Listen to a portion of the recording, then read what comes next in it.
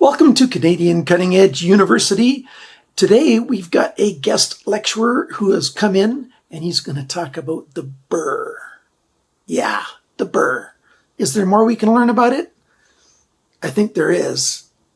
We can learn to forget about it. I know a lot of people are going to hate on this video. They're not going to like to hear what I have to say.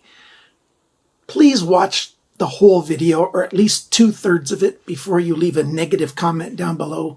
I'm talking about a very specific context, and I'm going to explain that in the video. This is not about whetstone sharpening. For you guys, the BURR might be something you're going to have to live with forever. But for those of us with guided sharpening systems, I want to show you something really cool. Let me turn you over to Jake, and he's going to fill you in on all the details. Hey friends, my name is Jake. Welcome to Canadian Cutting Edge, and today we're talking about knife sharpening, and I'm going to talk about why the BURR is a myth. The BURR is bull, is the premise that I'm going on. Don't stop watching yet, because yes, that is a bit clickbaity of an intro and the title of the video. I don't believe that the BURR is all nonsense. There's some good things about the BURR, but I want to tell you how the BURR can be costing you and wasting steel on your knives. I want to show you how I sharpen without using a BURR, or without thinking about a BURR at all, so that maybe you can get more life out of your knife. What I'm about to show you is most easily learned if you're trying to reprofile a new knife, or any knife, and you're trying to sharpen it to a lesser degree than it already is. So what I've done on this knife, I got this one from White Mountain Knives. This is my first time sharpening it. I want to do it to 18 degrees. So 18 degrees per side, and I used a fairly coarse stone, and I took off 18 degrees per side. But I didn't take off the steel all the way down to the very apex of the blade. Main reason, I don't want to waste steel. If I take all the steel down to the tip of the blade, then every subsequent stone I do takes off more steel that I could have left. So if on my first stone, I only get it fairly close to the very tip, the very apex of the blade, and then I put on a finer stone and a finer stone, by the time I get to the finest stone, I'm at the apex of the blade all the way along. Now, the way I do this is I use the naked eye, and it works quite well. My stone is wet, and I can still tell, looking at the edge of the blade at this angle, this camera can't catch it, but I can see where my stone is rubbing, and then I can see right at the very tip of that edge, the light hits it differently. So here's a close-up shot. On the right side, you can see the heel of the blade, and you can see that there's a darker section. That's where, when they did the grind angle, they tilted the blade too far. But within a couple millimeters, what you see is I'm sharpening right to the very edge. But just on the left side of the picture, you can see that there's two different grinds. From the heel of the grinding that I'm doing to the apex of the blade, there's a little bit of a line, and there's a little darker steel, and that's because the darker steel is steel that I've not touched yet. That's how it was from the factory. Because the grind angles from the factory will vary along the length of the blade, you're never going to get it exactly the same all the way along. Like, I can't just remove a little bit of steel close to the edge and have the same tiny bit amount left all the way along. There will be some places where I'm already grinding right to the apex, and there's some places where I'm going to be a little bit higher on the shoulder, and that's what I'm looking for. I'm trying to get it as close to the apex all the way along without leaving too much of the original grind left over. So I'm not feeling for a BURR. What I am instead doing is I'm looking at the blade, and I'm looking to see how close I am to the edge all the way along. I'm relying on my stone to maintain the angle, so I don't have to think about that. And I'm just fixing up what they did at the factory. I've done a whole separate video on how variable it is along the length of the blade and how different it is from one side to the other. On one side of the knife, you might be removing steel from the heel of the final grind or the sharpening grind, and perhaps on the other side of the stone, you're going to be removing, just from the edge and working your way back, even though you're doing the same angle. That's just what you have to deal with. So that's a nutshell of how I do it. But I've gotten so good at it that I can get through, I usually do 4 or 5 different stones, different grit, before I get to the very polished edge. That is, if I'm trying to do a mirror edge. If I'm just sharpening it for using, it's usually just 2, sometimes 3 grits that I go through. I know that a lot of people don't watch a whole video and they drop out around the 5-minute mark. So let me give some comments now that I'll do them now instead of at the end. Not only does this method save steel, it saves time. And who likes sharpening for hours on end? Not very many people. You like to get the sharpening done and gone. And if you use this method, it saves steel, it saves time, therefore saving you money because your knife is going to last longer and you don't have to replace it. I guess that's really true mostly about your user knives, your everyday users, and not so much for those guys who've got 50, 100, 200 knives. But everybody likes to save time and save steel, don't you? So on this one, I'm fairly close all the way along with the grit that I started with. And now I've got a slightly coarser stone. I'm going to do that here too, and I'm going to keep my eye on it. A little bit of water. I use soapy water. You can see those bubbles there. It just helps carry the shavings away. And I can see that I'm getting very, very close. And so I can see that there's spots here. I'm going to have to move my light just a little bit. Get really close with my naked eye here. Sorry, I'm blocking the camera.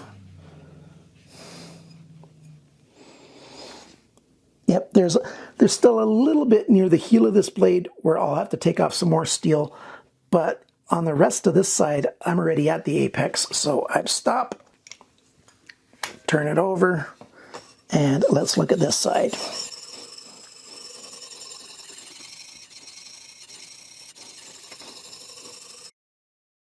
I'm not going to try to get it perfectly on this heel of the blade all the way down to the edge, because then I got to remove way more steel than I want to. How many times am I going to use the last 2 millimeters of the heel of this blade? Not very often, so why waste steel? Sometimes going sideways across gives me a better view of the very edge.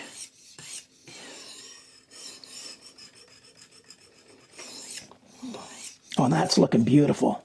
That I still have a little tiniest bit left right where my fingernail is there, but along the rest of this, oh, and not at the very tip here, there's a little bit that I have left to do. Now, if I feel with my finger, I can't feel a burr. There's no burr there at all. So do I have to keep going until there's a burr? No, that's a waste of steel. Let me just double check the other side.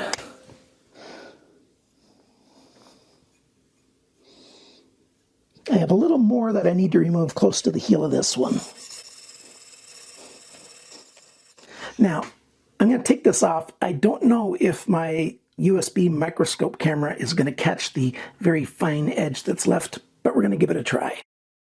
Okay, so bit by bit, we're getting closer. Here's some close-up pictures that I took. It's looking really good. A little bit of more work I need to do on the tip of the blade. Well, actually, on this side a little bit. But the other spots, there are some spots where I'm not quite at the edge, but overall it's looking quite good.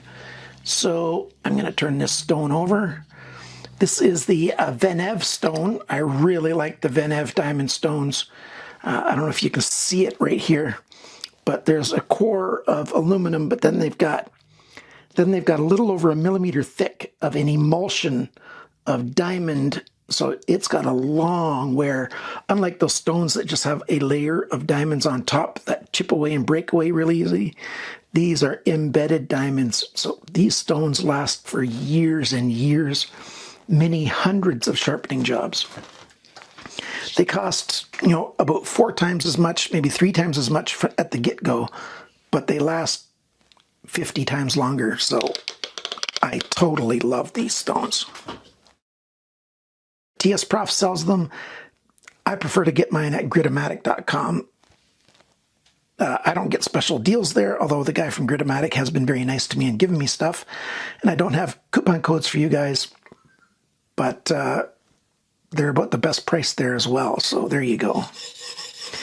So we're at a finer stone now. This one is 14 to 20 microns in size, which is about F240.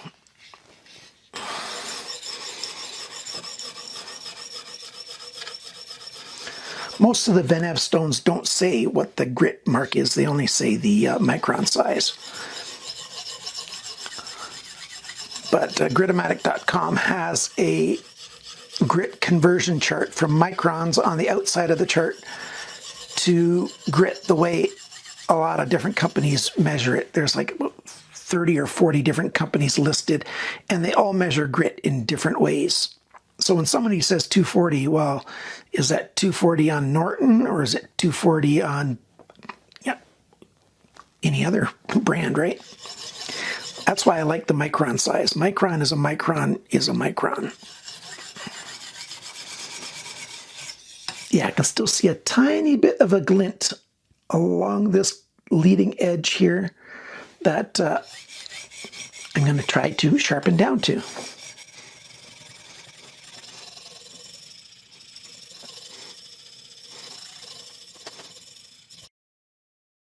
Okay, so I've finished now at the current size that I'm doing, and I think I'm even all the way along. I can't see any more spots, but there is no burr. I can't feel any burr at all. But what I can do is I can take my thumb, and because I've got all these ridges in my thumb for your fingerprint, very lightly put your thumb on and lift across.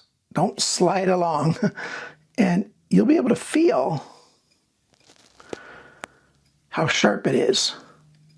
Any sliding and you're cut, and that's bleeding. So be careful. Just a slight little touch, very, very lightly. I tend to use my thumb because my skin is thicker on my thumb. So if I do get a tiny little nick, it's just on the surface of my skin. So that's just great. So this stone is done. I'm going to go one more. This thing is the 7 to 5 microns is the equivalent of 800 grit, and the other side's 1200 grit. But for this knife, I think 800 is all we need, and I'll still be able to get a mirror edge on it if I want to, but I doubt I'm going to want to put a mirror edge on it,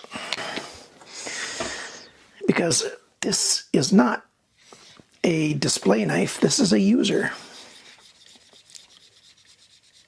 And as I show in my other videos, my final grit, I do almost horizontal. Sometimes I do actually horizontal sliding, but sometimes just almost horizontal. And it just helps to polish it off really well.